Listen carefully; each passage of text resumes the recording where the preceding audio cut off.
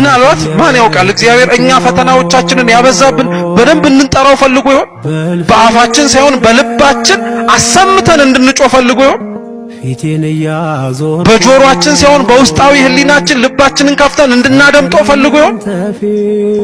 ይሆናል እኮ እግዚአብሔር ማን ያውቃል? የመጀመሪያዎቹን ሲሆን ኋለኞቹን አምጣልኛል።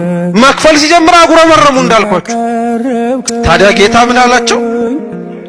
ምን በደልኩኝ? ምን አጠፋዋል? ለእናንተ የተስማማችሁበትን 1 ዲናር ሰጠዋችሁ።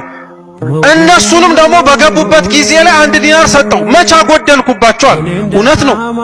እግዚአብሔር አምላክ ቀድሞ የቅድስና ሕይወት የኖሩትን ሰዎች ባከበረበት አርፍደው የመጡትን እንደኛ ኃጢአተኞቹንም ለማክበር አሁንም እግዚአብሔር አምላክ ፈጣን ነው።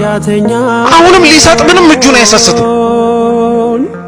አንዳንድ ደካማ የሆኑን ሰዎችን አርፍደው የመጡትን ሰዎች ለምን አርፍደው መጡ ሳይላቸው እግዚአብሔር እኛ አርፍደው ስለመምጣታቸው ምን ወቅሳቸው?